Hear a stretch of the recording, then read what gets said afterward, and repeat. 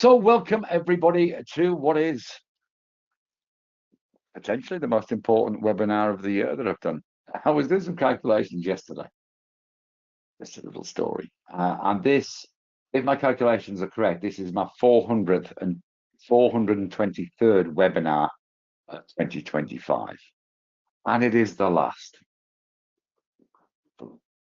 No, not thankfully at all. I love having you guys here. And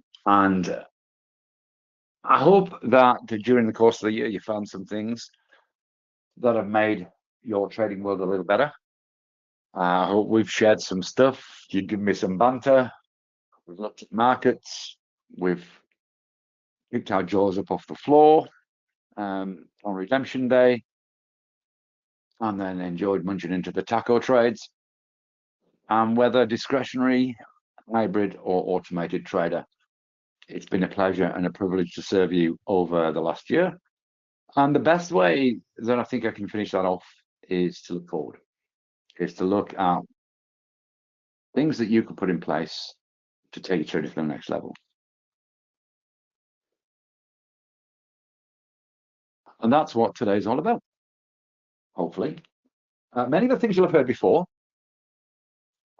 various snippets of various webinars, but I actually started with a list of 14. Okay. And I've managed to trim it down to 5.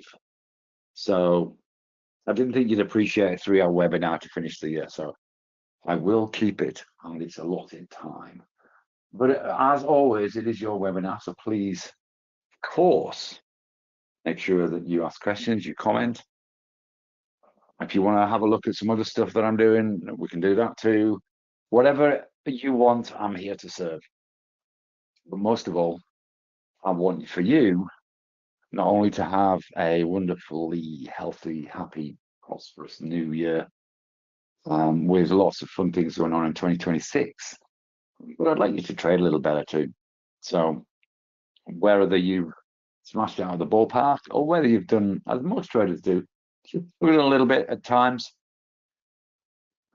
while still enjoying some wins along the way, then we just want to see if we can move that up a smidge, a notch, or maybe a lot. Anyway, that's what today's all about. As I've said before, thank you very much for being here. Once again, I hope you had a lovely Christmas, by the way. I didn't say that, but I hope you did. Because for many of you, I haven't seen or spoken to you since then. I know some of you were on the live update on Monday, and some of you have been in the EA sessions outside of Go. Some of you have been on a webinar that finished 15 minutes ago. Anyway, let's get into it, put up this important message. Just to remind you, this is for educational purposes only. We'll have a look at live markets towards the back end, and maybe through as well, where it's appropriate. And if there's anything you want me to have a look at, or anything you want to have a look at, let's do it. But make sure that, of course, as always, you not only do your due diligence on anything you see here, but make sure that you follow trading plans on every trading action, managing risk on entry and exit, consistent with your own personal trading objectives and financial situation. Right, okay, most importantly, because you're all here, and some wonderful people who have already said hello, I'm going to say hello back. So good day, Hugh. All is well. So Wayne's looking for some coolness after 40 degrees in the Clare Valley. I hope you had a wonderful time, mate. Yeah, people think you're my brother now, Simon. We spend so much time together. Likewise with Michael. Alyssa says hi and a smiley face to all. Thank you very much. You guys all make it worth it.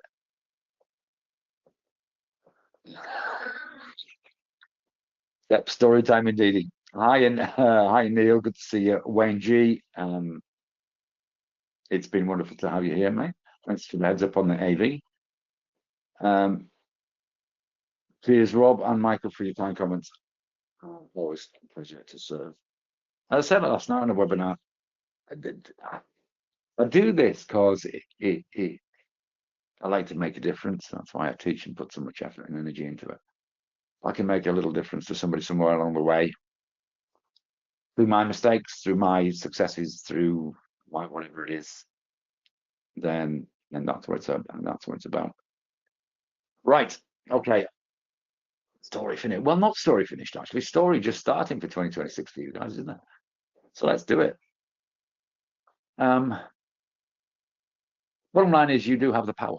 You do have the power to take your trading, to create your trading future to wherever you want it to be.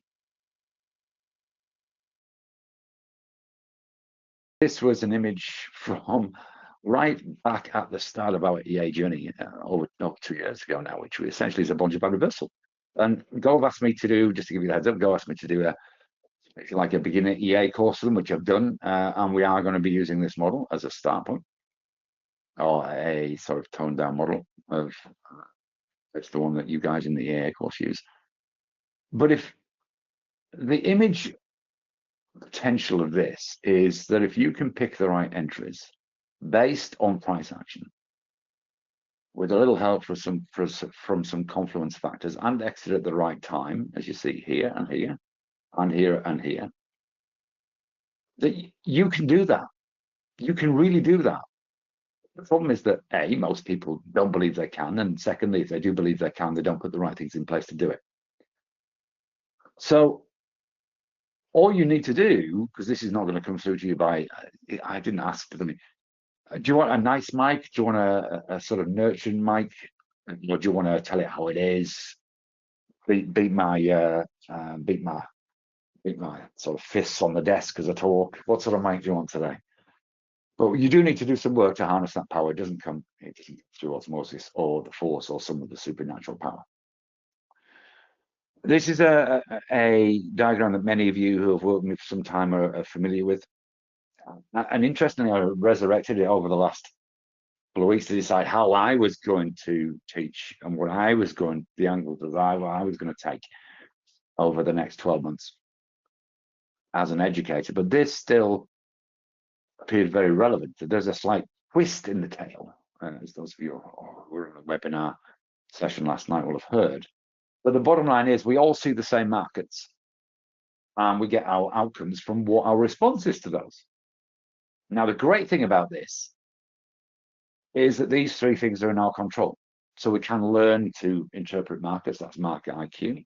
We can develop systems, either through trading plans or journaling or any of that sort of stuff, or now hybrid trading and EAs. And then we've got decisions to make.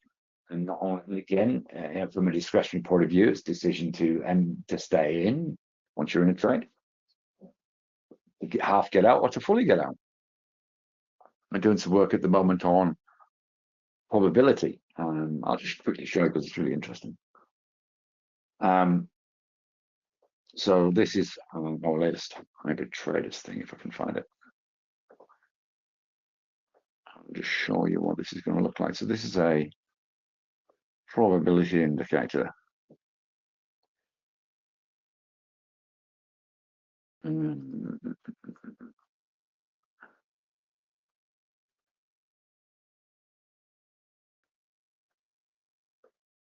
we go. So this is what our new probability indicator is going to look like. So it's going to look like, so what it's going to do is it's going to look back at patterns and then predict when it's a particular market state. It's going to offer some, sorry, not prediction, some indication about what might happen based on historical movements in the next 3 hours, next 6 hours, next 10 hours. And if it works, of course, we can test how that works by just sticking it in the air and doing a back test on it. It's really easy, but it's going to be a standalone indicator as well. As to what number of bars is the sweet spot, my guess is it'll be different for each asset, and whether so this is not just measuring, and this is going to be a common theme. It's not just measuring; it's having an action associated with the information you get is crucial when you trade. So we could have a threshold that says, if we're in a long trade, unless there's a 50% or more chance that the next 3 bars are going to be positive, we're going to get out. If it's, let's say, if the threshold, let's say it's below 50, but it's above 35, i.e. sort of says neutral, what we might do is that might be a signal to close down half its rates, partially close. Or if it's below 35, let's say, then the probability is it's going to go down. Then we get out. So that's the sort of thing that we're going to be working on during the course of the year. But it's a really good example of how we can use information. We don't use just information for gathering things, be that a probability indicator or a simple moving average. What we need is we need to assign actions to various things that we see. Various evidence. Evidence should equal action. Write that down. I want you to get a bit of paper. Go and get a piece of paper now while I'm rambling on about something I wasn't going to talk about. But go and get a piece of paper and a pen. And I want you to write down some key things from the session today. I want you to go away with something you can utilize. So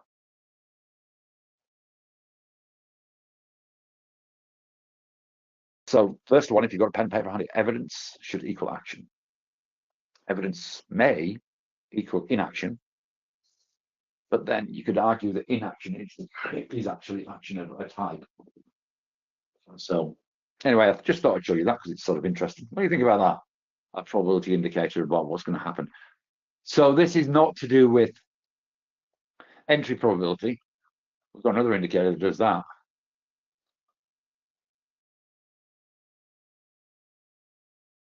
Which is, if I can find it. If you can find it. Let me just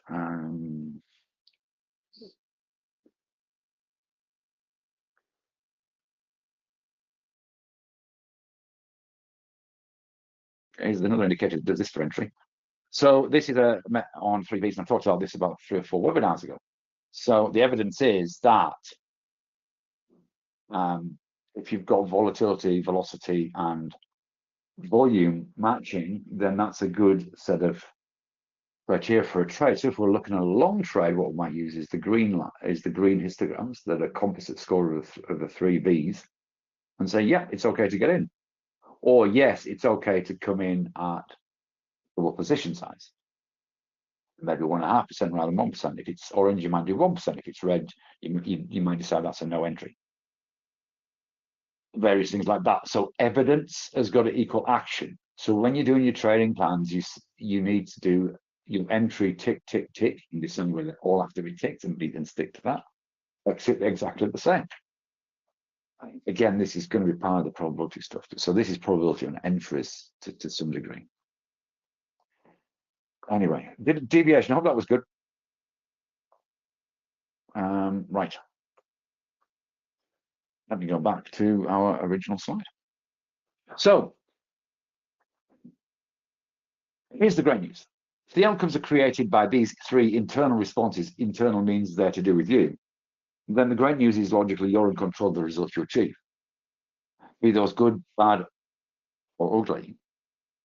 The person where it all sits is not the Fed chairman. It's not even Donald Trump.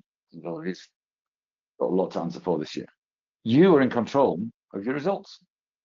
You are in control of what you do to take you to those results. So when I talk about you have the power to change things and make 2026 your best trading year ever, it is reliant on 2 things. It's reliant on you doing the work, and it's reliant on you doing the work in the right things. And that's one of the key things that is going to be one of my themes for the year, is what's right for you for right now. Not what's a nice thing or an interesting thing or a sexy thing to have a look at. What's right for you for right now for you as a trader. And as I go through my 5 things, I'm hoping there's at least one there that you think, oh, right, yeah, that's something I need to work on.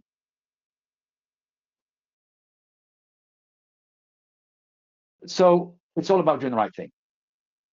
Plan creation, you make a plan, you tackle it, you make your action plan, you measure the plan, you refine the plan. It's really that, whatever you're doing, that's trading in a nutshell. What you've done today is not so important. It's simply brought you to where you are now. Okay. So there's no point in beating yourself up if you didn't have a great year this year, or you fell short of what you were hoping, or this trading thing is really hard work. I remember that again, story time, Mike. Right at the beginning of my trading world, there was a guy called Peter, fantastic. He worked in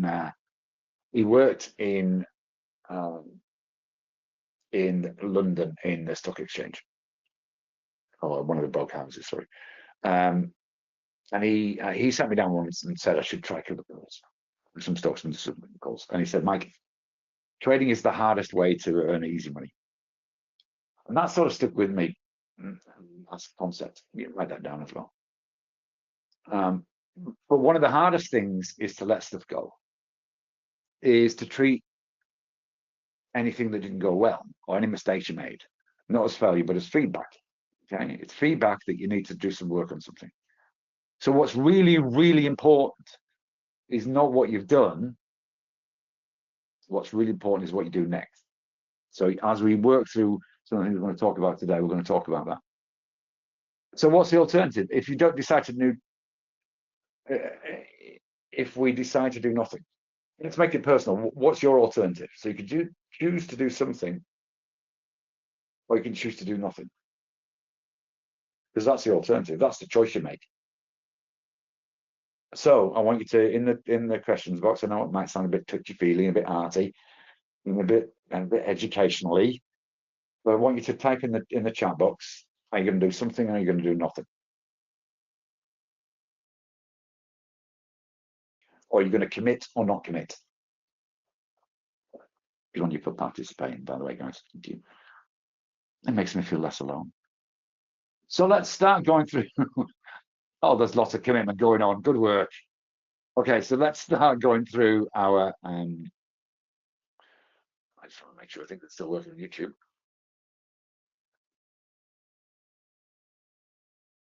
Yes, they appear to be. Hi, Sonia. If you are watching on YouTube, either now or on catch up, if you wouldn't mind just clicking that little thumbs up button, it'd be. It's always really very, very welcome. Thank you very much for that. We're going to commit, lots of going to commits. Wonderful.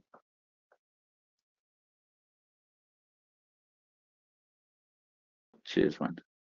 Okay, so let's start with probably the most important thing. It's at the basis of what most great traders do. You read any of the books by Market Wizards, which is worth a look, or more Market Wizards, or whatever the latest Market Wizards is. They all start with one key or two key principles. First of all, they start with doing what you say you're going to do. Discipline. Discipline's really a reflection of confidence. But they also talk about the importance of price action. So you need to get your core components in line with how markets function. Now, markets function on price action. It's really that simple. So if you're looking at a new strategy, or if you're looking at an existing strategy, start with the anatomy of the price action you intend to take advantage of, not with an indicator. So we don't start with that Bollinger Band example. We don't start with a Bollinger Band. How can we trade a Bollinger Band? What we start with is, I like the idea of trading a bounce or a reversal, or I want a strategy which enables me to take advantage of mean reversion. Mean reversion is when it moves significantly away from its mean or moving average, and then ultimately moves back again. That's a bit different, I've always thought, but never mind. But you always start with the price action. What price action is it you're trying to trade? That's the basis. What you see on a chart is what you're trading, not what you put on a chart to try and make sense of what you see in the chart. So there are three basic reasons, whichever way you slice it, to get in: reversal, congestion, exit, continuation. 3 to get out: reversal, congestion, or a false signal. So you had a trading idea, didn't work out. Doesn't mean you're wrong, doesn't mean you failed, doesn't mean you're a miserable trader. All it means is your trading idea didn't work. Yes, you could do some work on making some of your entries high probability, but I don't know anybody who's got 100% win rate. I don't think it exists. So you always need to accept that that's part of the game, and so being equally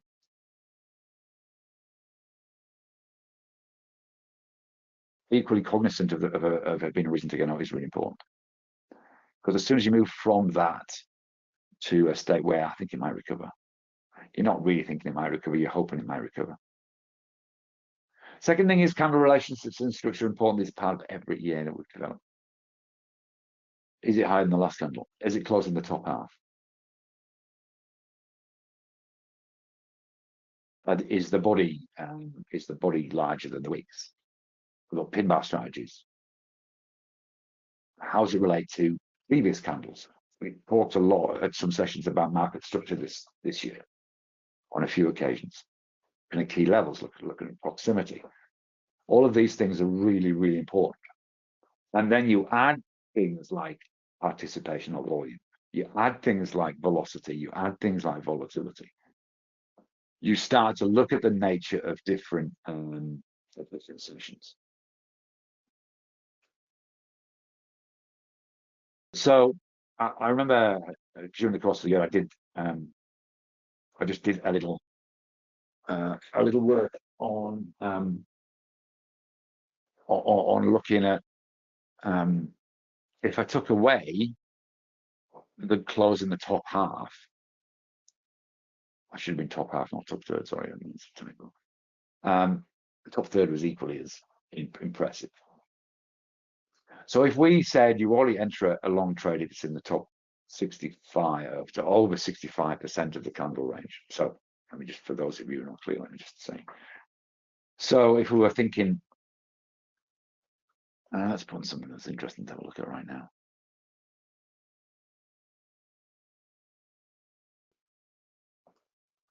Okay.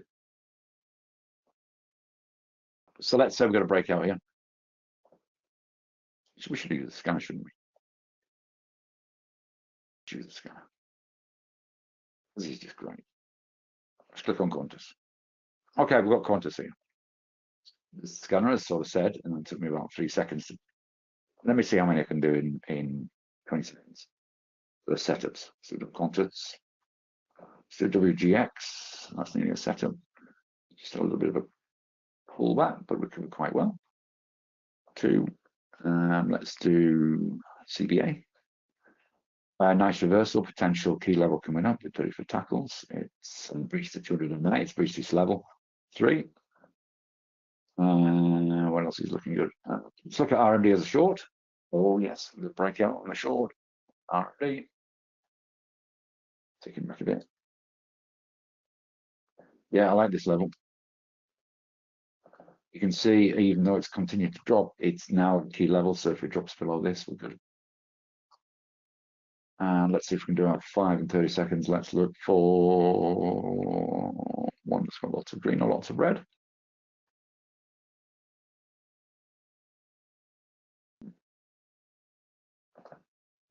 Okay, GDO. Approaching that's 6 cents off the resistance level. Could be the same for FX. FX is going to work exactly the same. But irrespective of what setups we find, here's a great example. Let's find a great example. So if we were interested in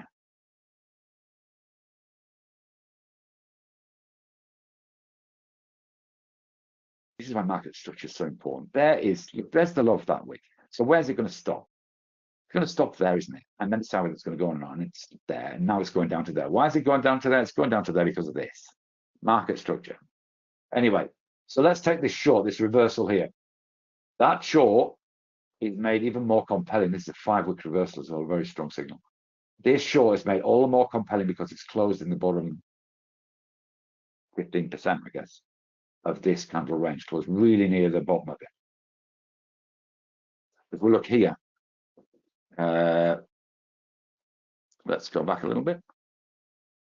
So if we look at this candle here, so the potential entry candle, or even that one, both of these are in the top 6%. Look at this short here. It's got to be a short. If we look at this trend continuation, actually, if we look at that, there's the short. Okay, that only just snuck through. 80% of the time, it finishes in the top half. It will continue. Or it's better to have that in or not to have it in terms of outcome, is what I meant to say. And then volume is the habit of the market. I don't give a monkeys that it's volume that's big volume. It's still a measure of participation. Participation is key. it's the only, really, it's the only non-lagging indicator that's there. Price and volume are really what the market thrives on. So don't ignore it because it's tick. Of course, we wish it was real, but it's not.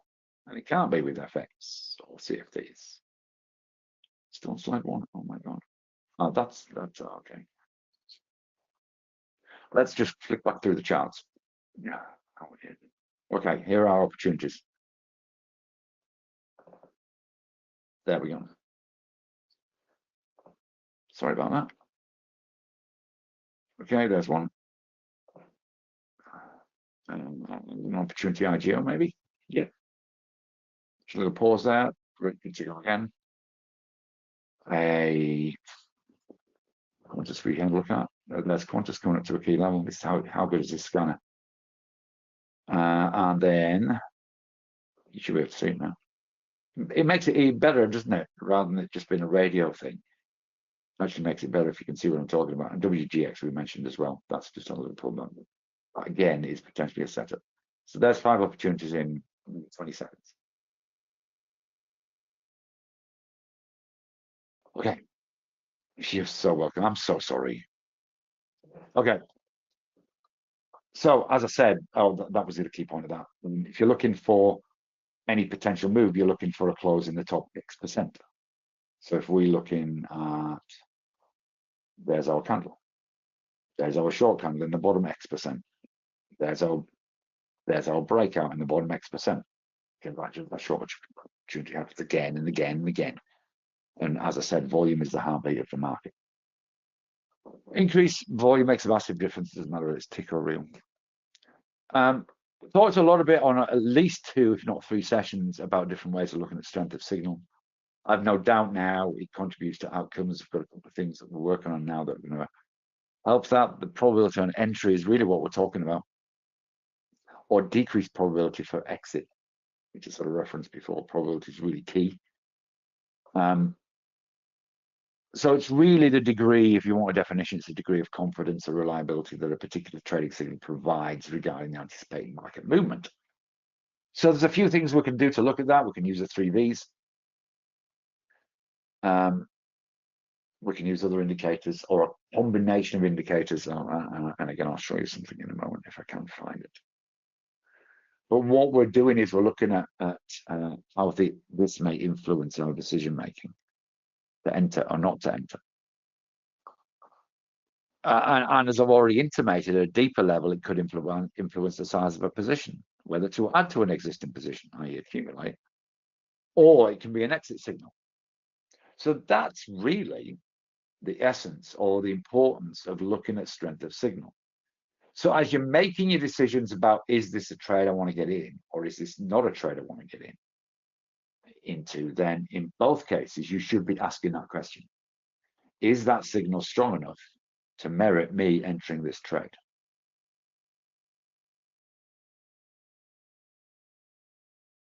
I hope that sort of makes sense. I'm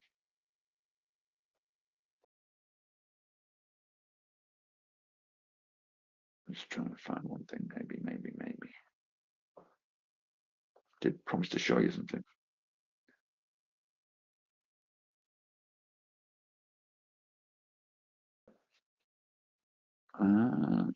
If it's in here. Yes, it is. Okay. So here's something that we're working on now that can help that in hybrid traders. So it's looking at key things. So it's looking at things like what's the overall trend across multiple timeframes, what proximity of the next key level, key events coming up, what position it is in the longer term range. And then that comes up with a trade okay, or an amber or a red. It's amber, you might sort of do small position size, or indeed that 3 Vs indicator I showed you before is exactly the same thing. It's a strength of signal indicator. So what's your strength of signal indicator or set of indicators that say, hey, this is a strong trade, this is a high probability trade, so this is a high probability trade here, whichever way you slice it. On the hourly chart, it's a breach, it's a big candle we got volume, velocity, and volatility all going up. If you want a little bit of volatility when something's entered to give it a little bit of poke, it's one of the reasons why the Asian session is actually quite hard to trade, because the volatility is quite low compared to the others. Hence, movements, things like breakouts and stuff are harder to trade in the Asian session than they are maybe mean reversion strategies, for example.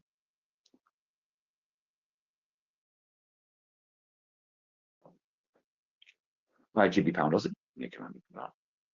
So let's talk. Yeah, let's use that to talk a little bit about strength of signal.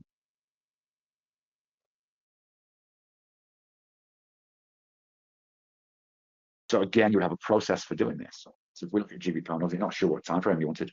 So if we look at the daily chart, it's indecision time at best on the daily chart. You've got a range. It's always good to start in the longer time frame. You've got a range between here and here. So we're sitting mid-range at the moment. If we look at the hourly chart, then to me, this looks like a potential trend continuation strategy. So we've got a swing high here that was formed at the end of the last session. So I'd be looking potentially here at the close, which was also tested 1, 2, 3 times this morning. I think, oh look, 29 pips, it's really hard. 29 pips doesn't seem good. Strength of signal isn't great.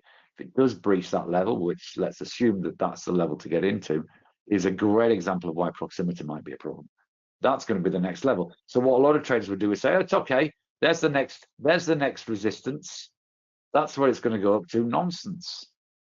We all know support, old support becomes resistance. That's the likely pause point. And that is a mere 20 pips to the upside. And at a nice round number of just over 202.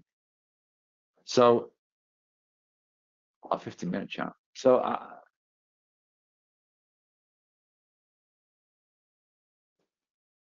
if you want a 15-minute chart, so all we're doing is we're sort of altering the, if you like, altering the deal. So the rules of the game are exactly the same. If it breaches that 201.80 level.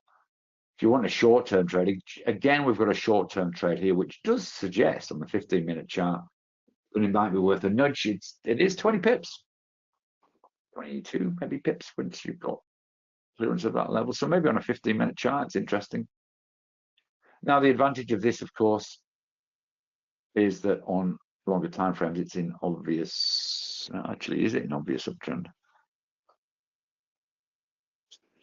We've got another indicator that does that. But anyway, let's just go with a standard moving average. So what I do is make it real for you guys. So we can put on a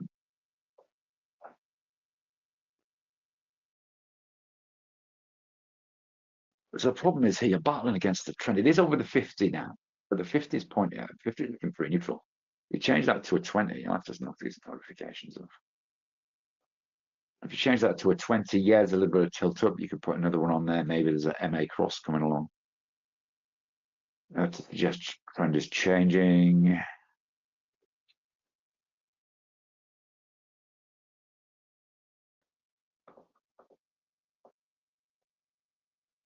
Nah, it's not crossed yet. From a momentum side of things, the new all colourful. The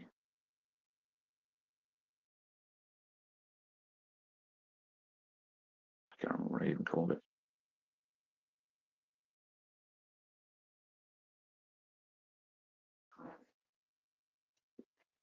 I have to just use a standard MACD. That's disappointing.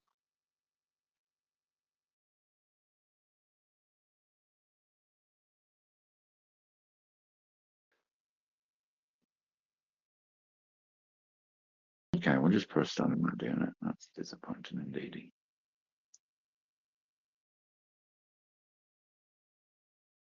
So even if we look at a standard MACD, I mean, you should really alter these accordingly. That's still in downtrend. There's nothing there from a momentum point of view, nothing there from a strength of signal point of view that says get into this.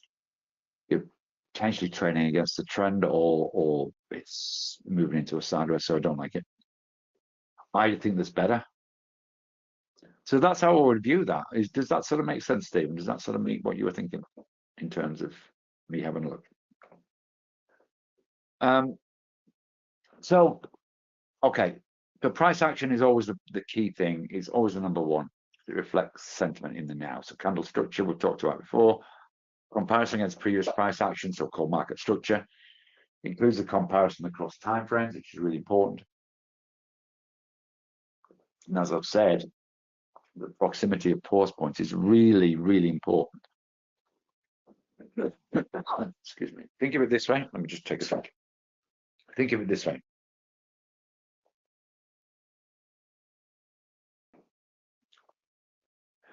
If you see a trade, let's see if we can plan it.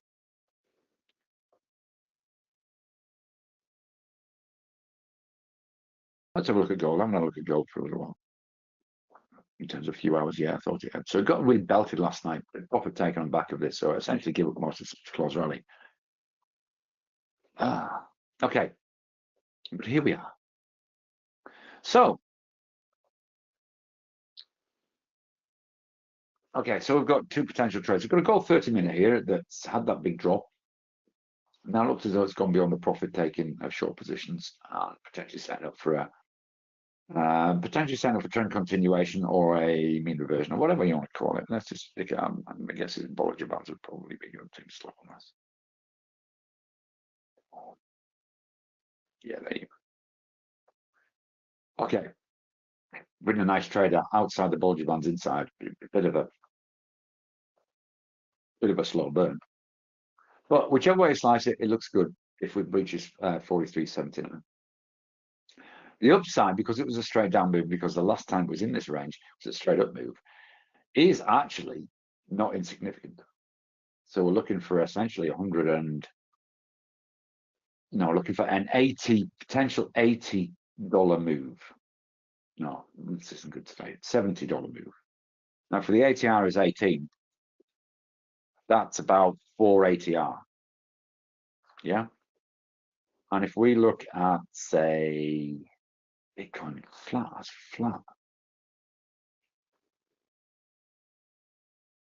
If we look at the okay, let's do this. Let's use the pan. Stick on a 30-minute chart. Okay, so if we look at the Aussie Canadian dollar, looks as though we're finally giving up the ghost on this, but the move won't even get stuck here. But let's say at best, let's be generous and say get stuck there, down at 91.66. Now ATR is going to be small on this, 5.3 pips, 1 ATR. So that's not even 2 ATR. So which is the more attractive to get into because of the potential distance it control before it gets stuck? Aussie Canadian dollar or gold? Gold. So because that's more attractive, not just because it's gold, because it's more attractive in terms of the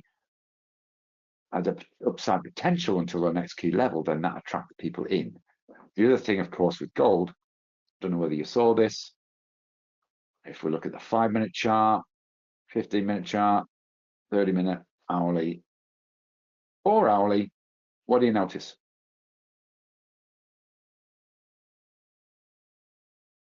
Go on, let's see, let's wake you up, let's get you participating. What do you notice? Absolutely. So we've got multi-time frame agreement. So what that means is, in terms of a high probability trade, not only has it got better upside, but it's also got multi-time frame agreement. So if this breaches 43.79, then theoretically, your 5, your 15, your 30, your 4 hourly traders will all be jumping into this because it'll all be a buy signal on their particular chart time frames. Does it make sense? That's why multi-time frame agreement is great, because it means all these extra traders are going to be piling in as well. And of course, if more traders pile in, gives you the increased volume, that increased volume and the move up increases more traders.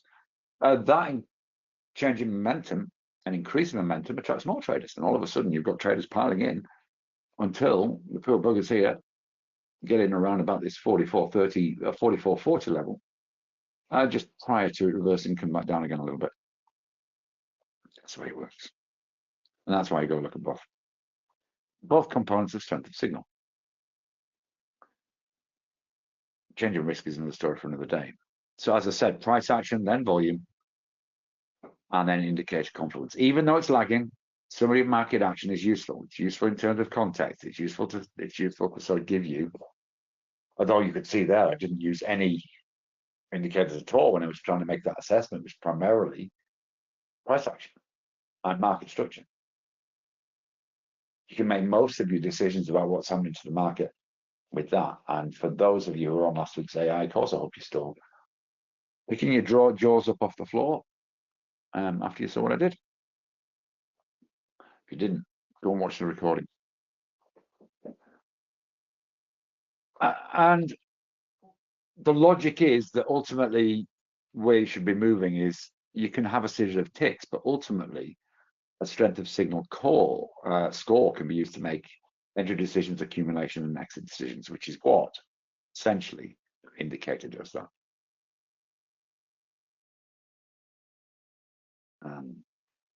Volume, velocity, and volatility does. The difficulty with creating some sort of score is weighting, because some factors have more influence than others. If we look at this, for example, and the only way to do that is through testing. So if we put our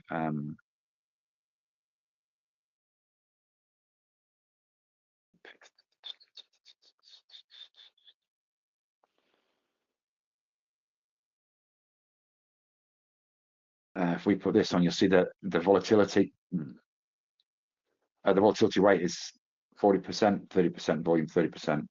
Sorry, velocity, which is the most important, is 40%, that 30%, 30%. And you can play around with those when we sort of integrate this into an EA, perhaps. We can test which is best. So weighting is really important. Price action will always be number one weighting for anything. Evidence of sentiment change, 40%, candle structure 10%, agreement high time percent, 10% volume. So you can actually create this for yourself. And so then you can go down, you could say, right, okay, there is evidence of sentiment change. So there's reversal, there's breach of a key level, whatever it is, there's a bounce. That's always going to be number one. Price action is always number one. Then the others, and away you go. That's how you'll create a score. Or you can make it simpler. You could have a 1, 2, 3 grade for each. So you could say evidence of sentiment changes are 3, candle structures are 2, time frame is 2, volume is 1 or 2, momentum is 3, volatility changes is a 2, event proximity is 2, and there you go.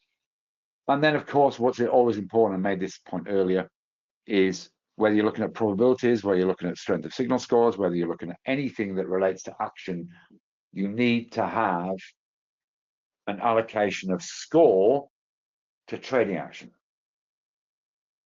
Doesn't matter whether you're looking at price crossing at a moving average for a trail stop, or the signal line going over the histogram of a MACD, sorry, the signal line going over the histogram of a MACD to say now's the time to get out. It doesn't matter. It doesn't matter what you're looking at. This happens, what's my action? This happens, what's my action? Or you should look at all of the things that you look at on a chart or that you think about, and I want you to write them down and say, is there an action?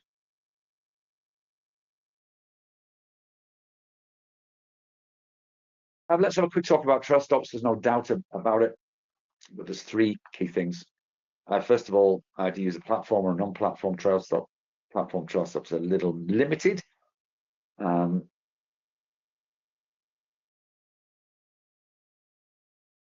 But then with non-platform, you have the inconvenience of having to go and change it. Otherwise, it doesn't become a trail stop, it just becomes a new stop. The other thing to say, we found time and time again that what works for one might not work for the other. So in some cases, a trail stop, which is based on moving things up in ATR increments, might do really well. And whether it's price moving average, do very well. In others, it won't work so well. In others, it might be a maximum give back situation. So you say, right, I'm only going to give back 30% of my profit. So I'm going to measure the profit and I'm going to have a look every hour. And if I had $100, if it drops below 70, I'm out. But I'm happy to just keep on doing that until it's 30%. So whichever trail stop parameter you use, you should again have an action assigned to it. That's point one. Point two is, unless you measure it, you don't know what works. So a key factor is, let's say you have trail stop system in place, which is a price crossing an MA. And then you have a second, which is simply you set your system stop to maybe whatever 1.5 ATR is. And what that does is automatically, essentially, every time price goes up, moves the stop 1.5 ATR beneath that. So it doesn't matter which one you use. What matters is that you measure the one you use and then measure the alternative against it. And then you can make an evidence-based decision. Why is that important? If you have evidence that your system works, you're more likely to follow it. There is no bigger influence on discipline than how much you believe in your system. So here we go. Here's you could use a retracement sort of stop. So you start here, enter on this candle, he stops here. He stops there. As it goes down, there's a retracement. Then you can move it down to here. As it goes down, there's a retracement. Continues. You move it down to there. Continue, continue, until there's a point where you get out, which is here, because you've tried to stop down to here. It's not hard. It's just a system.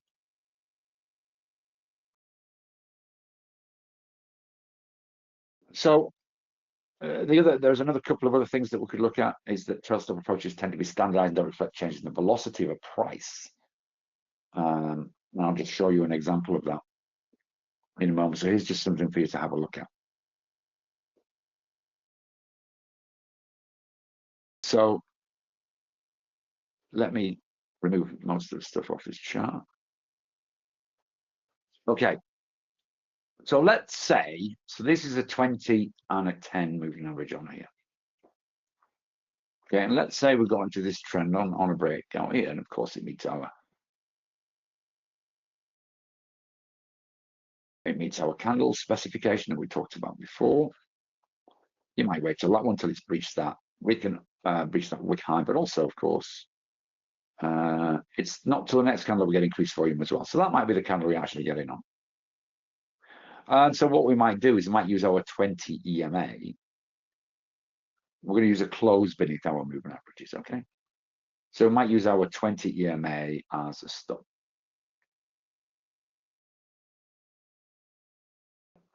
On this 4-hour chart. Actually, I should put it on an hour chart just to make it slightly more interesting. There we go. Same move, okay? So we're getting in on this candle here. There's the increased volume. There's closing the top. Remember, it's over that. And closing the top. 95%, I guess. And it's breached that. So tick, tick, tick. Continuation plan in there. And that's how we use now a 20 MA as a stop. So if we look, so here's the theory. If we look here, so there's our entry, there's our 20 EMA. So that essentially is 20, is doing it on gold, wasn't the best thing. Okay, is essentially $24. Okay, 240, $24.50. 2,450 is $24.50. Okay, gold. So our original stop is, let's say, 25 bucks beneath. If we get a sharp move to the upside, by the time it hits this place here, the distance between that and here is now double that. It's now $49.68. Okay. So double our risk. If you take it, this is our worth in the market. Does it get any worse than that? Well, actually, it doesn't. It gets worse than that here because it's now.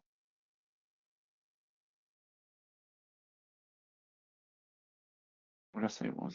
58. Okay, so it was 25 down here. It was nearly 50 there. And it's now 58 at this point. And ultimately, what would happen is we get triggered if we do it on bar close, we get triggered on that. Okay, so our entry was here. This candle here. Our exit is here. That's a 2.34% or $101 back still. But the suggestion is that because once it gets to double our original risk in terms of our net worth in the market, we should do something about that. So what we can do is change it from a 20 to a 10. So as soon as it clicks over 50, which I'm guessing is probably somewhere around, what's the 50 of this?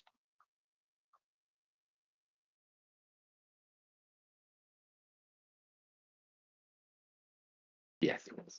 So at this stage, what we do is we move to a 10. And did it close? And we may even, if it doubles again, I wouldn't do double, I'd do 1.5. So what it does right away, so you see it, this is exactly the same risk as it was down here. So it's 27 bucks, 25 bucks down here in terms of our net worth in the market. So what we get is we get a close beneath that, which would be that candle there. This candle here. So what we've done, let's say we made $1 a dollar. So we made 30, so we made $300 more if it was $10 a dollar. So we made $30 more by simply adjusting the stop. So we have a rule. Again, we have a threshold, we have an action. So we say if it's more than 1.5 times my initial risk, what I'm going to do is I'm not going to use the 20 anymore. I'm going to reduce it to a 15, or I'm going to reduce it to a 12, or I'm going to reduce it to a 10. So that's another trail mechanism you can have a try on. Go and have a try. And the great thing about something like this is you can go back and have a look at the trade you took and see if it would work. And remember, if ever you're doing this, always measure the alternative.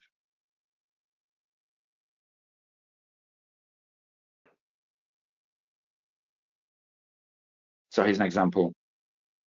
Here's an example on an old example on gold stop. So there's, let's say there's our entry, there's our stop. So it's 8 cents. At this stage, it's 17. Okay. So what we do is we take this and we shift it to here. So it works for stocks as well. And what that means is we're out on this candle here. And if we didn't tighten our stop up because of the velocity, remember this is double again, then we would be out down here. So what we've done is we've changed so we're in 112, out at what's that, 125, or we're in at 112 and we're out at 137. So essentially we made 10% more by actually doing the action. So is that worth testing out? Yeah. Thank you. So yeses. Give it a go. If you haven't given it a go before. So here's what you would do, and it's the same with any potential system. So you need a trigger, a response, and a variation if there is one that's applicable. Okay, so if the current price is more than 2 of your risk level, 2 times your risk level, then you can shorten your moving average. So from a 20 to a 10, we've shown the example, or 15 to 10, whatever you use as your moving average if you're using that as a trail, or you can shorten the time frame. So automatically, if you change it from an hourly chart to a 30-minute chart, it's now a 10 moving average on a shorter time frame, which means it'll be tied to the price. I'll show you that in all its glory if you want. Actually, let's use gold again. Okay, so on an hourly chart, if we look here, let's put a line here. Okay, so that line there,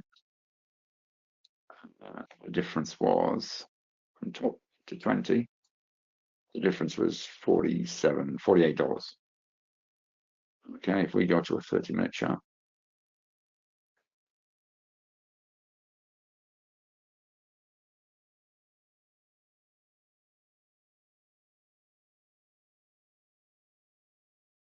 there it is.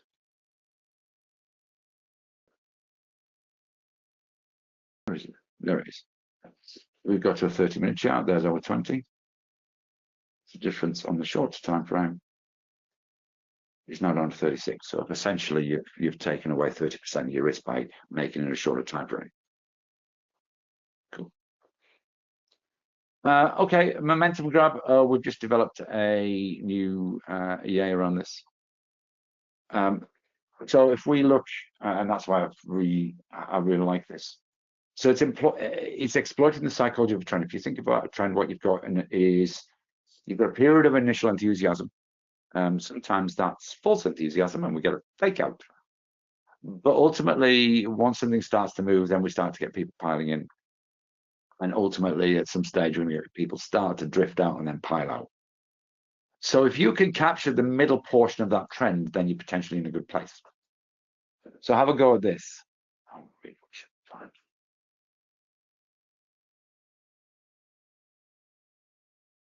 Have a go at this as something. Now you can do the same with parabolic SAR. I really wish I could find that. If somebody's in there that knows what I've called my MACD, if you call them MACD, don't let me know.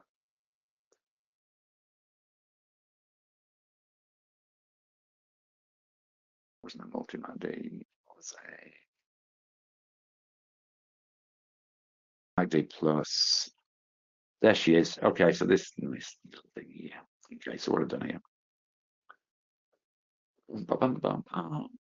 Okay, so it's a standard MACD, but you can set it whatever you like. But what we've got here is you've got two places where you could exit.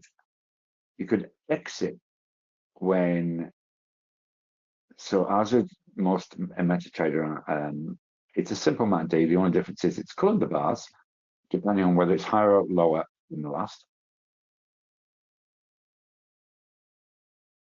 And whether the signal line is above or below the histogram.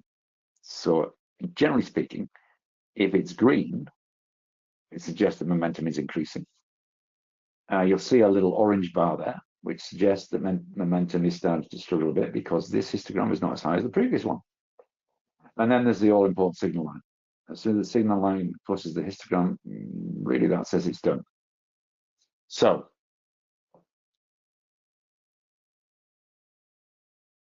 let's do this.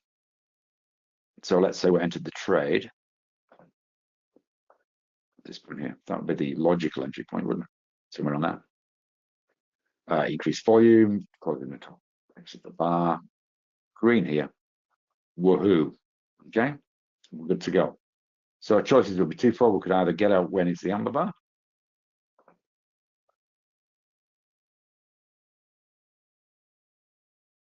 There's that.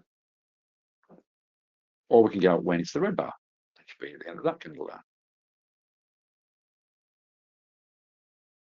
Or we can get out on our 20 moving average, it should be down here too. Okay, so on our amber bar, it will be that. So this is potentially what we're talking about. It's capturing the middle part of the trend. So wait until it's gone. We've now got a green idea that says we're in here and we're out here. We've got the midpoint of the trend. What about here? What about if we did exactly the same? Okay, so we've got all our ducks in a row on this candle here.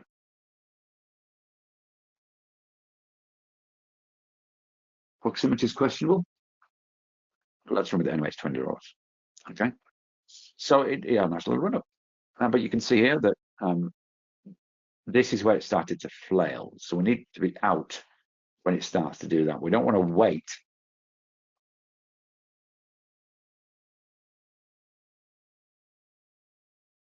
Why is it not grabbing that line? Go.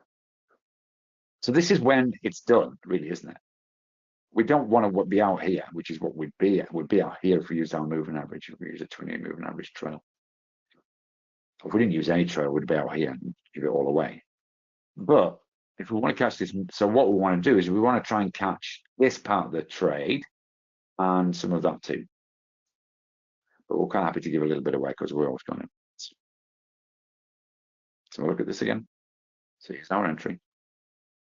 If it was on the orange candle, we'll be out here. If it was on the signal line, it would be out here. Either way, it's good. It's called the middle portion of the trend. So it's a momentum grab. You don't need the colorful ones to do this. You can do it on a straight MACD. You just use the signal line or you just use a decrease. It's important to wait till the end of the bundle, usually. We'd pick that up with a safety net sort of stuff thing. But I really like this. The MACD is very, very similar. So you're getting in, or you're getting in when the momentum starts, you're getting out before the rush starts to get out. And as I said, the alternative is a SAR grab. So with a SAR grab, what you would do is, you thought I was joking when I said I'd be here for 3 hours, didn't you?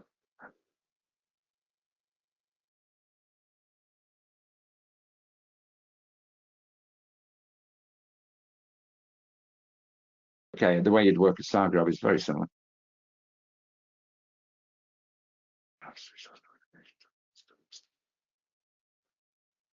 Okay, is that you would take the last series, and you'd wait until the trend had broken that.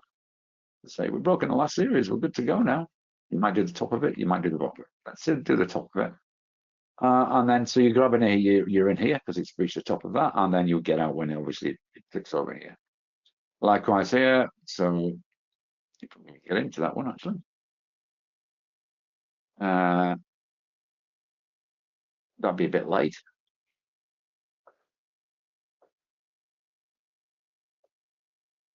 Best example I'm going.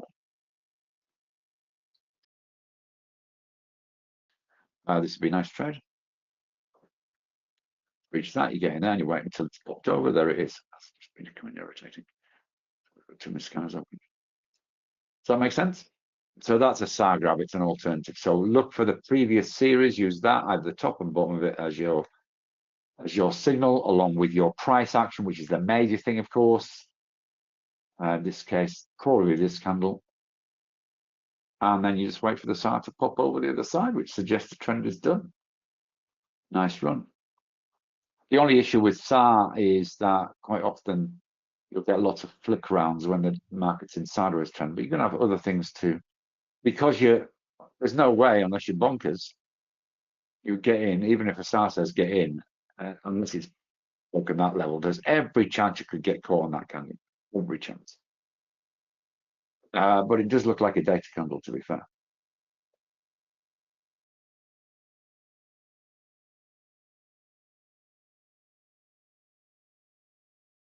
Lower volume, would you credit it? It's higher than average volume. Again, volume's a different story for a different day. So if you need higher volume than the previous volume, you'll be in that anyway, so you'll be fine. But there's always a chance there of a fake out, which we've got exactly there.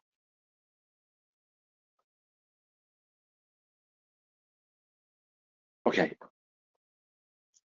So have a look at that concept of grabbing the middle part of the trend. I really like it. You can look at different default settings. Logically, if you're using a 10 to 20 MA on your main chart, you would use the 10 and 20 on your MACD.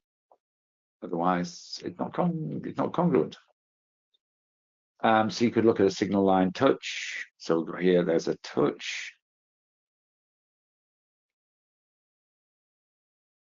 So anytime during that, you can look at anytime you look at the chart, is it a signal line touch?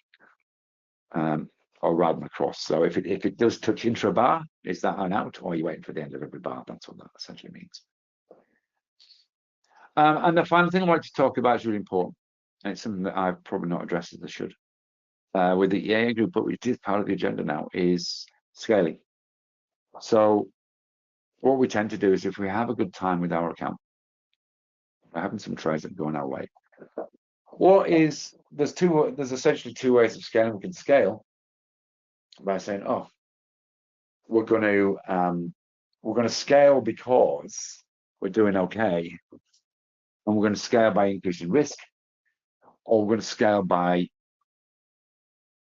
or we're scaling naturally because now our account's at 20,000 or 15,000, and 1% of that is obviously increased. So we're increasing our risk from 150 to 200 a trade. So the natural scaling, which isn't what I'm talking about here. I'm talking really about active scaling, where you make a conscious decision, or you put some more money in and you scale accordingly, so you trade one lot rather than half a lot. But it all comes back to reliability. reliability of self in terms of the ability to follow a plan, and reliability of the system in terms of its producing results. Problem is, if we are looking to actively increasing position size,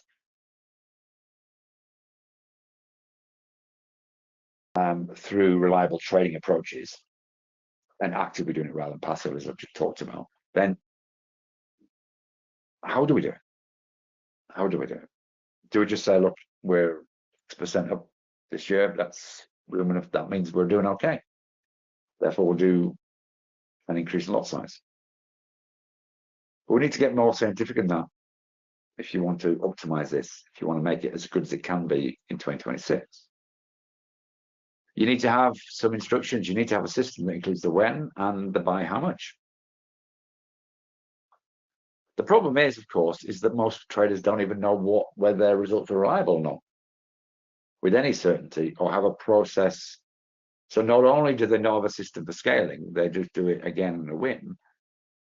In the same way that we'll decide to increase the lot size on the strength of signal, which is naturally measured. These are the key things to have in place. When we talk hybrid trading, these are the things to have in place to make your decision making smarter, quicker, easier, and based on evidence. So there's your first thing. First thing is get reliability of your results. And we're doing things like doing performance evaluation scripts and things like that. There's various types of scaling. We could do a fixed lot size scale. So you take the same lot size for a position. It doesn't usually account for changing account size and market conditions, but what we can do is we can still do that. So often we start that way with VAs. With any automated trading, we'll start minimum lot size and increase. We can do fixed fractional scaling where we trade a percentage of our account balance. That's standard, pretty standard. It's what a lot of educators teach. 1% of your account size risk.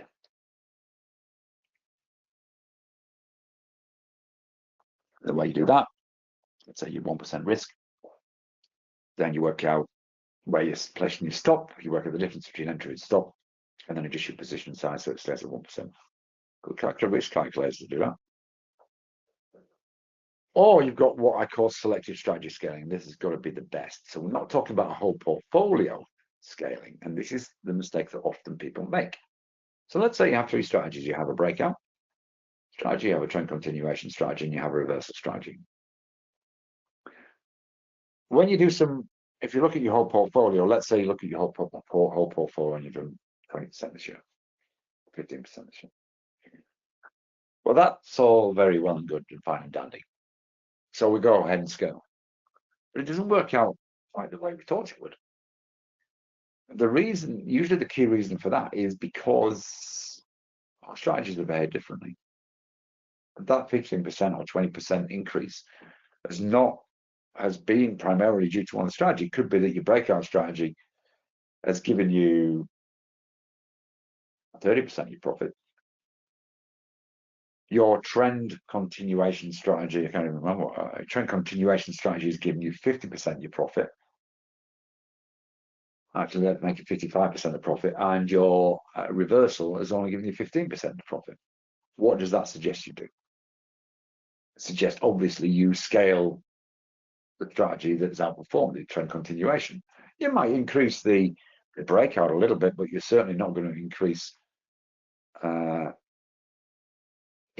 your underperforming strategy. So that would be the first step to do, is to say, hey, look, I'm going to break down my results into how each strategy performed, and then I'm going to scale the strategies that have outperformed. We could do direction. You could do the next line down. So I'm going to look at breakouts long and short. I'm going to look at trend continuation long and short. I'm going to look at reversals long and short. And it might be that you find your two outperformers a trend continuation short and breakout long, and those account for just a massive amount of your profits. They're your high probability trades by a distance. Whereas some of the other, it might be that your breakout short is actually in red. So you can just like that, but the part of the problem is you do need to have a critical mass of trades, because every time, of course, you split your results up into different segments, then obviously you decrease the numbers. If you decrease the numbers, then it decreases the reliability of results you can rely on. And then you've got to throw in things like market regime during the course of that time too. It might be that there was a specific type of market for 3 or 4 months that served range bound strategies well, but anything that was a trend-based strategy really sucked. So it's actually quite difficult to get to this point. But what I would do is start with something simple. Just start with strategy. It's the simplest place to start. Of course, you can use things like backtesting and stuff like that to turn your strategy into some, get your strategy coded by somebody. You guys on the EA course know all about this. And then, of course, you can do the backtest and see if it works. But again, you still play it with what the market conditions were over a period of time. So the more filters you put in, and the more selective you get in terms of scaling, just as a word of warning, the harder it is to feel that some of your results are still going to be reliable. So minimum segmentation is good, and as I said, I suggest the strategy, but it's a great place to start. And then there's variable scaling. I've already referenced this. I think it's a great thing to have a look at. The hybrid trading group that is just kicked off is going to be looking at a variable scaling calculator based on trend strength, volatility, and volume. So looking at that strength of signal to say, yeah, I'd like to get into this, but how much lot size should I get into this based on the strength of signal? Because that's the real risk. That's the real risk.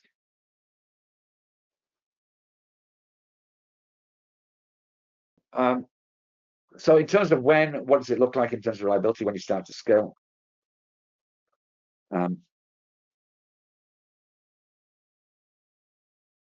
Now, as a beginner, you can do across the board scaling if you want, but most of you are not beginners. Most of you are intermediate traders, at least. And therefore, you can start to look at segmenting by strategy or by instrument. So that selective scaling that I talked about. I would say that might make a massive difference. If you look at your trades which went really well, which your strategies that went really well, you dump the ones that didn't. Do this as an exercise. Look at your last 50 trades or 100 trades if you've got them. You can get AI to help you with this. It's really easy. I'll show you. Those of you doing the AI and trading course, what you have to do is really easy.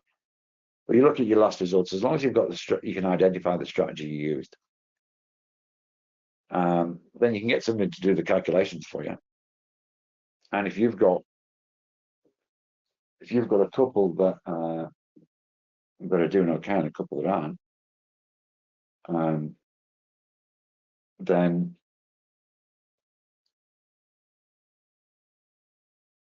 do your calculations, scale the ones that did well, and dump the ones that didn't, and see what it would have worked out at.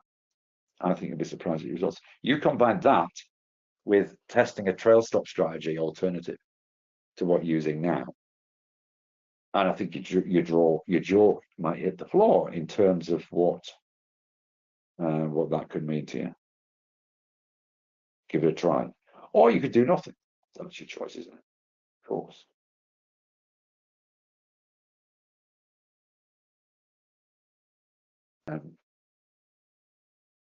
Does that sort of make sense? I know it's not rocket science. I know it sounds easy. The only difference, it isn't hard. And look, if you want a session on something specific that I've talked about tonight, that you want the ABC, I'll do it. Put me an email saying, hey, Mike, I want to know how to do this. Tell me. I'll tell you.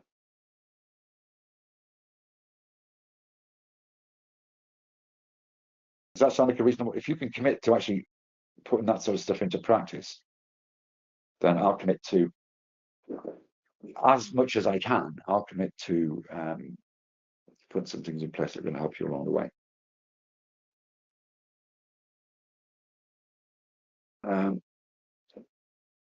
Okay, so, and the various metrics you can have a look at. Again, you can get AI to do this. So you can look at win rates, profit factors, drawdowns, risk reward ratios. Obviously, you guys who are doing EAs are all familiar with this, but there's nothing stopping you grabbing those results, sticking them into AI, and I'll tell you all of these things.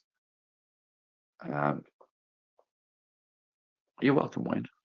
Okay, would it be possible to do a short video on creating an EA and ChatGPT from the platform compiler? No. Okay, Peter.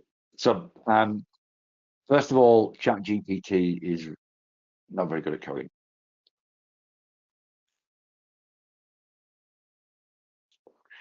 There's other platforms that are better at coding. You can certainly use ChatGPT, as you've seen, to I think you're on that session, right? You can certainly use ChatGPT to create a trading plan if you have a great prompt. It's all about having great prompts. Just to put it into context, if I asked a programmer to write me some code for a fairly simple strategy, let's say it was trend continuation, then it would back and forward, back and forward, back and forward for about a month.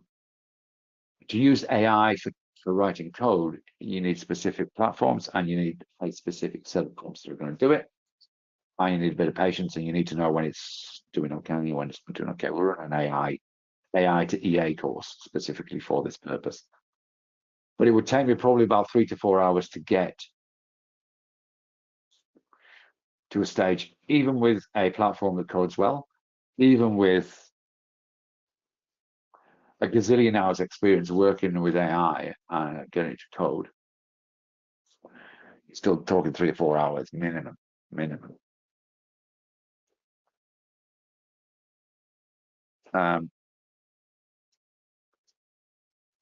So yeah, all of that is possible, Peter. Yeah, I heard that nonsense as well, Wayne. I tried it doing a couple of things, minimum nonsense. So ChatGPT is wonderful for all sorts of things. It's the go-to place if you want AI for trading, AI for business, AI for education, whatever it is. But prompt mastery is the key. If you've got all, it doesn't matter what platform you're using, you can create some wonderful things. And it's great at images. It's probably where I would go if I had some training results and I would say, analyze these results. That ChatGPT would be better to go to than most. But as in terms of coding, it's nowhere near some of the others at this stage. So theoretically, Peter, absolutely possible. Can you do it? Yes, you can. But ChatGPT can't help you. It is possible.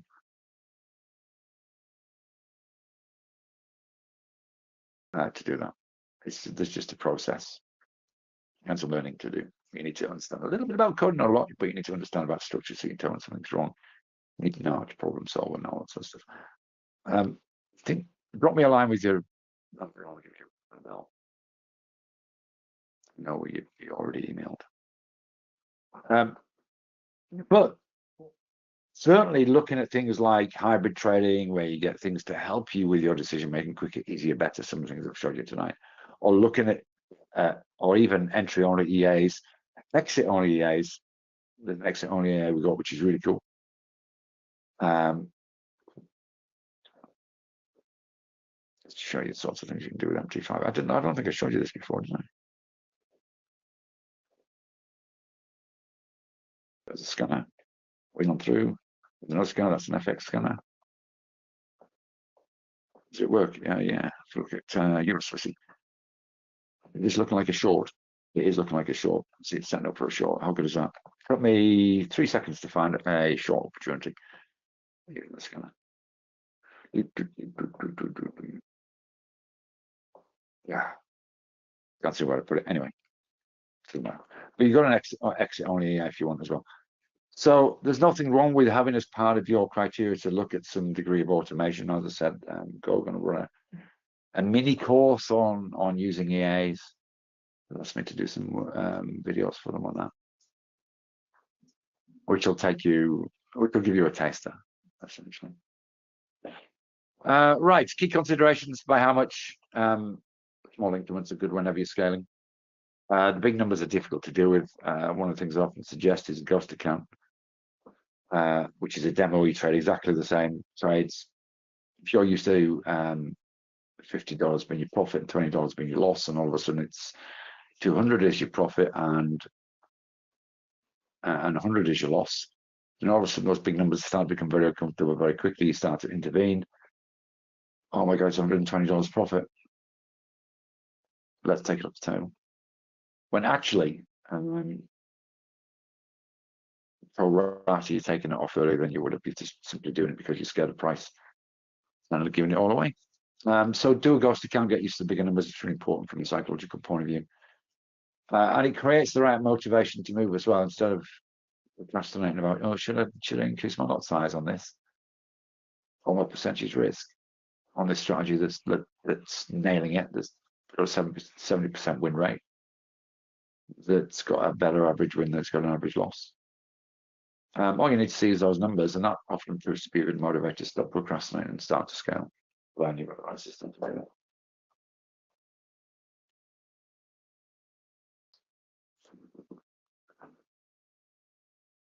Okay. Right. So there you go. I've given you 5 things to make 2026 better, and probably some extra things as well. I hope that's given you some food for thought. As I said, the best way to do something about it is to do something about it. Make a list. Make a list of, in best 5 minutes, what are the 3 things that I've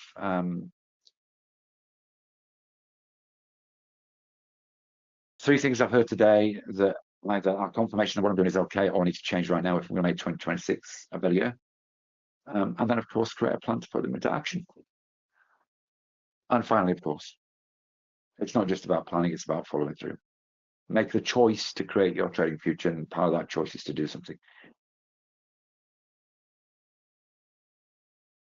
And if I'm part of that in any way, shape, or form, rocking up to sessions that I do, or telling you off when I should, to giving you the stern voice, stern teacher voice, or nurturing you when you need to be nurtured, because sometimes markets aren't like that, or pointing you in the direction of a resource or two might help you along the way, then please use that. It's what I'm here for. Most of all, of course, outside of trading, make 2026 spectacular. Which all you wish for you, all that you wish for yourselves. And I will see you in the new year. Have a great New Year's Eve, whatever you choose to do. And take care of yourselves. I'll love and leave you. Thanks heaps for everything. Bye-bye for now.